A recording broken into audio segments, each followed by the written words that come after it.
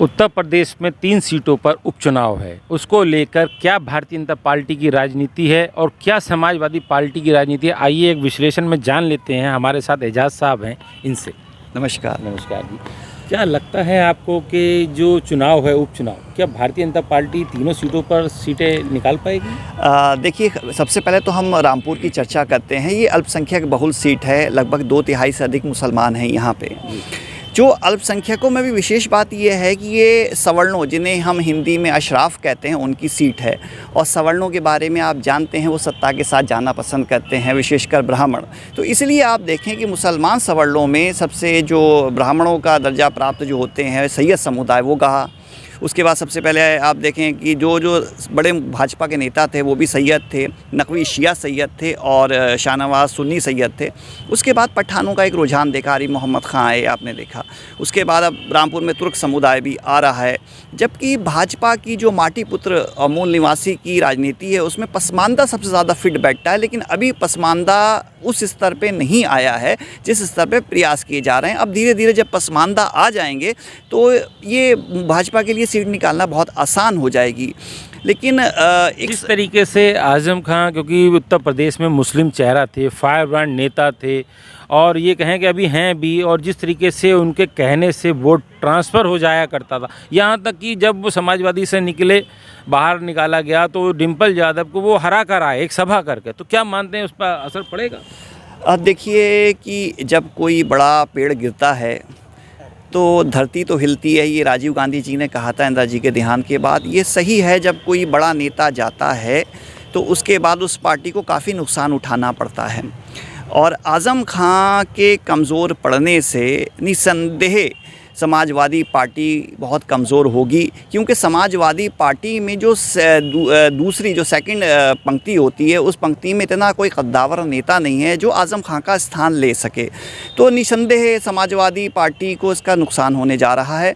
दूसरी चीज़ ये है, क्योंकि बहुसंख्यकवाद की राजनीति हो रही है, चाहे केजरीवाल जी हों या दूसरे ममता जी हों, वो ऐसे मुद्दों को चुनने की कोशिश करते हैं जिससे बहुसंख्यकवाद की राजनीति में उन्हें सफलता मिल जाए। इसकी वजह से भी जो समाजवादी पार्टी के धीरे धीरे अल्पसंख्यकों से दूर होती जा रही है, जिससे अल्पसंख्यकों में एक बेचैनी होती है। वो बेचैनी उनको हो सकता है कि आने वाले समय में कोई फंडामेंटलिस्ट पार्टी की तरफ ले जाने के लिए मजबूर करेगी। जिस तरीके से रामपुर को हम देख रहे हैं, रामपुर में 60-40 का रेशो बता रहे हैं, 60% मुस्लिम है, 40% हिंदू है। लेकिन अभी तक आज़म खां लगभग 40-45 वर्षों से लगातार विधायक यहाँ बनते आ रहे हैं। तो क्या लगता है इस बार उनकी पार्टी के जो लोग विरोध कर रहे हैं उसका असर पड़ेगा?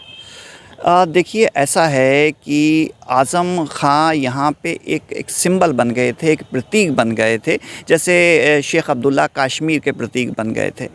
लेकिन अब अक्सर ये आरोप लगाए जाते हैं कि उनका व्यवहार ख़राब था। जो नया कैंडिडेट उतारा गया उसके ऊपर ये आरोप लगाया जा रहा है कि उसका व्यवहार ख़राब है। तो इसको समझने के लिए हमें पूरे इतिहास में जाना पड़ेगा। हमें ये रिसर्च करना पड़ेगी कि मुसलमानों में लोकतंत्र का विकास क्यों नहीं हो पाया। दूसरे ये है कि मुसलमानों ने कभी भी अपने नेताओं की कदर नहीं करी। दूसरे तीसरे खलीफा की हत्या हो गई। अहले बैत जो पैगंबर साहब के वंशज थे, इमाम हुसैन, इमाम हसन, उनको शहीद कर दिया गया। उसके बाद का आप इतिहास देखें कि जिस व्यक्ति ने ईरान फतेह किया था, वो हज़रत खालिद बिन वलीद को अपने अंतिम दिनों में अंधेरी कोठरी में गुजारना पड़े। जिस व्यक्ति ने स्पेन फतेह किया था, उसको मक्का में जाके भीख मांगना पड़ी। मोहम्मद बिन कासिम को उसकी खाल को भर दिया भूस में। आप सिराजुद्दौला को देखें, आप क्या कहते हैं टीपू सुल्तान को देखें, और इमरान खान के साथ क्या हो रहा है। तो मुसलमानों की हमेशा ये हरकत रही है कि जब उनके नेता से उन्होंने जब कमज़ोर देखा है तो उसके साथ उसके धोखा किया है। इसीलिए जो मुसलमान नेता होते हैं वो आवाम से कटे रहते हैं, उनको दबाने की कोशिश करते हैं। और कुरान में तो साफ लिखा है, 42वें पारे में 38वीं पंक्ति कहती है कि अमरहुम शूरा बैनहुम, यानी शूरा परामर्श से सत्ता चलाओ, यानी लोकतंत्र की तरफ इशारा करती है। लेकिन उसके बावजूद डर के मारे मुसलमान शासकों ने तानाशाही को सपोर्ट किया, लोकतंत्र का विकास नहीं होने दिया है, क्योंकि उन्हें पता है कि ये अवाम जो होती है हमेशा बुरे वक्त में गद्दारी करती है, धोखा देती है। तो इसलिए आज़म खान ना गलत थे व्यवहार के मामले में, या कल को अगर मैं भी नेता होता हूँ तो मेरा भी रवैया मुसलमानों के साथ ऐसी होगा, क्योंकि मुझे पता है कि बुरे वक्त में छोड़ के भाग जाएंगे। ये मानते हैं कि मुस्लिम जो लीडरशिप है वो मानती है कि उसी का जो बिरादरी है वो उसको सपोर्ट नहीं करेगी उसके बुरे वक्त में? देखिए, ये मैंने इतना लंबा आपको इतिहास बताया, मैंने आपको खलीफाओं की हत्या के बारे में बताया, अहले बैत की हत्या के बारे में बताया, इमाम हुसैन जो पैगंबर साहब के वंशज थे, वारिस थे, उनको धोखे से बुलाया कूफा में और कहा कि हम आपका साथ देंगे, और लेकिन ताकतवर सम्राट के यजीद के साथ चले गए और उनके पूरे वंश को कत्ल करवा दिया। तो अब इतिहास देखते हुए अगर जो मुसलमान शासक होते हैं, अब खाली भारत की बात नहीं है, रामपुर की राजनीति बात इस्लामिक देशों में देखिए, मैंने वही कहा कि यहाँ लोकतंत्र का विकास ही नहीं हो पाता है, यहाँ तानाशाही रहती है, क्योंकि यहाँ पे जो समरसता नहीं आ पाती, मिलके नहीं चल पाते हैं। अगर आप ताकत का इस्तेमाल नहीं करेंगे तो मुसलमान देशों में गृह युद्ध होते रहते हैं, मुसलमान समाज में टकराव होता रहता है, इसलिए ताकत ज़रूरी होती है। तो जिस तरीके से आप रामपुर में आकाश सक्सेना को टिकट मिला है, तो आप मानते हैं कि कहीं ना कहीं भारतीय जनता पार्टी बहुत अच्छी लीड से जीतेगी? देखिए, आकाश सक्सेना जो हैं भाजपा के एक कद्दावर नेता हैं और वो एक हिंदुत्व का चेहरा है, इसलिए हिंदू वोट बंटने की तो संभावना नहीं होती। उससे बड़ी संख्या में मुसलमान जो हैं धीरे धीरे भाजपा की तरफ जा रहे हैं।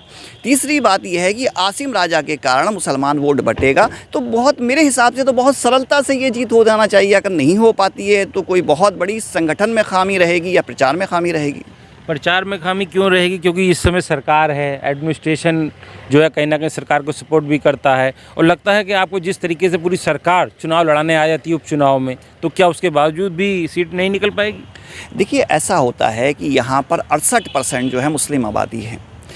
खाली आप टीवी से प्रचार नहीं कर सकते, क्योंकि ये अमेरिका नहीं है कि जहाँ पर दोनों पार्टियों के कैंडिडेट आ गए और एक डिबेट हो गई और उसके बाद लोगों ने मतदान कर दिया। यहाँ लोगों को कन्विंस करना पड़ता है। यहाँ पे जो होते हैं कद्दावर लोग जो होते हैं, रसूखदार लोग जो होते हैं, उनको अपने साथ लेके चलना पड़ता है। जैसे हमारी कहते हैं चौधरियों की राजनीति, मोहल्ले के चौधरी को पकड़ना पड़ता है, फिर उनको अपनी बात समझाना पड़ती है। तो क्योंकि भाजपा मुसलमानों में इतनी गहरी पैठ नहीं बना पाई है। भारतीय जनता पार्टी तो लगातार मुसलमानों को रिझाने के लिए काम कर रही है। पासमानदा सम्मेलन अभी रामपुर से शुरू किया था, तो लगता है फ़र्क पड़ेगा इसका? हाँ, इससे बहुत फ़र्क पड़ेगा। देखिए, एक तो प्रधानमंत्री आवास योजना थी, मुद्रा योजना थी, इन योजनाओं से मुसलमानों में काफ़ी एक हमदर्दी पैदा हुई है। प्रधानमंत्री लगातार नारा देते रहते हैं सबका साथ सबका विकास है, लेकिन होता ये है कि आम जन तक योजनाएं पहुंचना चाहिए, चौधरियों के हाथ में नहीं रह जाना चाहिए। तो उस हिसाब से सब कुछ ऑनलाइन हो गया, डिजिटल हो गया, पहुंच रही योजनाएं। अब देखिए, अब आप सीओ जो आपके जो डेवलपमेंट अधिकारी हैं उनसे पूछिए कि लगभग मेरे ख्याल से 1.5-2 साल से कोई रामपुर में प्रधानमंत्री आवास योजना में कोई नया घर पास नहीं हुआ। तो उसका कारण ये बताया जाता है कि पहला कोटा ज़्यादा भर दिया तो अब बिलासपुर और दूसरे क्षेत्रों को दे रहे हैं। तो मेरा कहने का आशय ये है कि जो नेता हैं वो जनता से कनेक्ट होना चाहिए, और रामपुर में भाजपा के ऐसे बहुत से नेता हैं, अभय गुप्ता जी हैं, वो बहुत लोकप्रिय हैं, और दूसरे लोग भी हैं वो जुड़े रहते हैं। डॉक्टर तनवीर भी कोशिश करते हैं, भरत भूषण भी कोशिश करते हैं। तो अब धीरे धीरे उसका असर आ रहा है। यही वजह है कि आज भाजपा यहाँ मजबूत है और भाजपा जीत की तरफ दिखाई दे रही है, वरना 68% मुसलमान वाली सीट पर भाजपा का जीतना तो एक नामुमकिन होता था। तो ये उस प्रचार का और उस संगठन का ही परिणाम है, लेकिन हमें और मेहनत करनी चाहिए। इतना आश्वस्त नहीं हो जाना चाहिए कि जीत सरलता से हो जाएगी। समय चुनाव में बहुत कम है, महज 15 से 20 दिन ही मिले हैं, तो लगता है कि भारतीय जनता पार्टी का जो रूट है, जो सरकार है, जो प्रचार है, वो उसका फ़ायदा इस चुनाव में मिलेगा? देखिए, भारतीय जनता पार्टी विश्व की सबसे बड़ी राजनीतिक पार्टी है।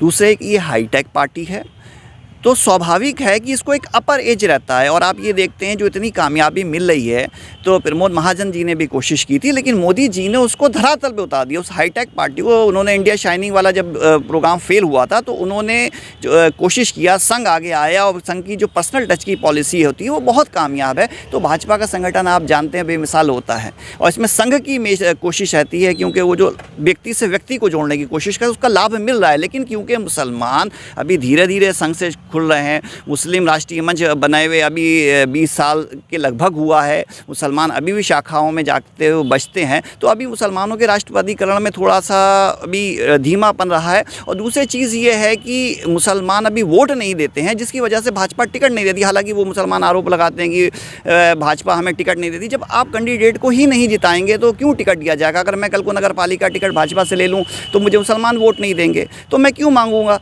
तो पहली चीज़ ये कि मुसलमानों को भी अपना रवैया बदलना चाहिए। उनको जो भाजपा से मुसलमान कैंडिडेट खड़े होते हैं उनको बहुमत से जिताना चाहिए, ताकि उनका सम्मान बढ़े और ताकि भाजपा आगे चल के मुसलमानों को टिकट दे।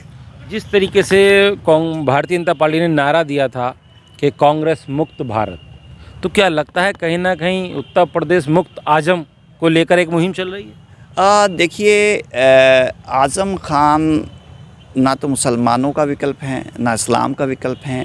आज़म खान ने एक गलत प्रयास किया। उन्होंने हमेशा कभी भी दूसरे मुसलमान नेता को समाजवादी में उभरने नहीं दिया। मैं बहुत लंबी लिस्ट है, नाम नहीं लेना चाहता हूँ, जिसकी वजह से समाजवादी में आज दूसरी पंक्ति में कोई अच्छा मुसलमान नेता ही नहीं है।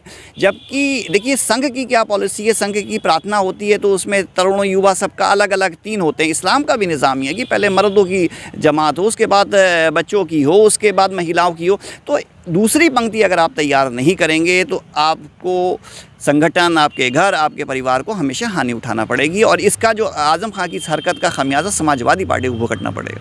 तो जिस तरीके से आज़म खां यहाँ पर लगभग 10 बार विधायक रहे, मंत्री रहे सरकार में, लेकिन रामपुर में कोई ऐसा उद्योग, कोई ऐसा विकास नहीं हो पाया जिसकी लोगों को आवश्यकता थी। अब लगभग 7 साल भारतीय जनता पार्टी को भी हो गए, तब भी ऐसा कोई विकल्प नहीं आया। तो आखिर पब्लिक किस पर भरोसा करे? समस्या ये है कि उत्तर प्रदेश, बिहार की में उद्योग धंधे क्यों सफल नहीं हो पाते हैं। ये गुजरात, महाराष्ट्र क्यों नहीं बन सकता? इसके लिए तो कुछ हद तक जनता जिम्मेदार है। हमेशा मैं जनता से कहता हूँ कि अगर भ्रष्टाचार हो रहा है तो उसके लिए आप भी उत्तरदायी हैं, अगर भेदभाव हो रहा है तो इसके लिए आप भी उत्तरदायित्व हैं। जब अपने आप बेटे को आगे बढ़ाने के लिए रिश्वत देते हैं, उसको नौकरी के लिए, उसको एडमिशन के लिए, तो आप किसी का हक मारते हैं। तो यहाँ के लोगों की जो मनोवृत्ति है वो ये है कि हम अपने घर में बैठ के आराम से नौकरी कर लें। यहाँ रज़ा टेक्सटाइल थी तो 500 आदमी फ्री में काम किया करते थे, वो खाली हाजिरी लगा लिए। तो कोई भी व्यापारी यहाँ आएगा, इन्वेस्ट करेगा तो वो चाहेगा कि उसको उसका फल मिले, तो वो क्यों फ्री में तनख्वाहें देगा? तो जनता को भी अपना एक सोच बदलना पड़ेगी। उत्तर प्रदेश और बिहार के लोग महाराष्ट्र, गुजरात में जाके मेहनत करते हैं तो उनको यहाँ पर भी वही रवैया अपनाना पड़ेगा। वहाँ उन्हें जो उद्योगपतियों से दादागिरी नहीं करना पड़ेगी। अगर दादागिरी करेंगे तो कोई भी यहाँ पे इन्वेस्ट नहीं करेगा बिजनेसमैन। तो आपको लगता है कि जिस तरीके से अगर भारतीय जनता पार्टी का प्रत्याशी जीत के जाता है तो रामपुर का विकास होगा, यहाँ इंडस्ट्री, व्यापार लगेगा, व्यापार आएगा? देखिए, स्वाभाविक है अगर कोई वैश्य कम्युनिटी का व्यक्ति अगर जीतता है तो उसका जो एक सर्कल होता है वो व्यापारिक सर्कल होता है, तो वो व्यापारियों को व्यक्तिगत स्तर पर मनाने में कामयाब हो सकता है। इसकी बहुत ज़्यादा संभावनाएं हैं। अच्छा, बात करें तो समाजवादी पार्टी के लोग भी प्रत्याशी का विरोध कर रहे हैं, भारतीय जनता पार्टी के लोग भी प्रत्याशी का विरोध कर रहे हैं, तो आखिर ये प्रत्याशी का विरोध क्यों? देखिए, ऐसा है कि जो पार्टियों में असहनशीलता बढ़ गई है। एक जनरल ट्रेंड चला कि आजकल हमारे बच्चे हैं वो बिना संघर्ष के रातों रात अमीर बनना चाहते हैं। तो पार्टी के कार्यकर्ताओं में भी उनको ये लगता है कि हमेशा वीआईपी कैंडिडेट उतार दिए जाते हैं। तो आजकल हर पार्टी में देखिए, शिवसेना में फूट पड़ गई, सबसे ज़्यादा अनुशासित पार्टी होती थी, तो लोगों में एक बेचैनी होती है कि हमें भी सत्ता की मलाई खाना चाहिए। तो इसलिए कार्यकर्ताओं में बलिदान की छवि, जैसे अटल जी के ज़माने में होती थी, जैसे नेहरू जी के ज़माने में कांग्रेस में होती थी, या लोहिया जी के ज़माने समाज, वो छवि, वो जो मतलब जो प्रवृत्ति थी बदलती जा रही है। हर आदमी चाहता है जल्द से जल्द हमें सत्ता की मलाई मिले। तो ये थे हमारे साथ राजनीतिक विशेषज्ञ जिन्होंने कहा कि हर पार्टी के कार्यकर्ता भी चाहते हैं कि हमें भी सत्ता की मलाई मिले। अब देखना होगा कि इस बार सत्ता की मलाई कौन खाता है, क्योंकि मौजूदा सरकार में तो भारतीय जनता पार्टी है और प्रत्याशी आकाश सक्सेना है रामपुर से, और समाजवादी पार्टी विपक्ष में है और उनके प्रत्याशी आसिम राजा हैं। अब लेकिन क्योंकि यह मुकाबला दोनों प्रत्याशियों के बीच में है और दोनों ही पार्टियों के लोग एक दूसरे के प्रत्याशियों का विरोध कर रहे हैं, अब देखना होगा कि जनता किस पर भरोसा करके जिताती है और किस को रामपुर की सीट का ताज पहनाती है। राजीव वर्मा, रामपुर।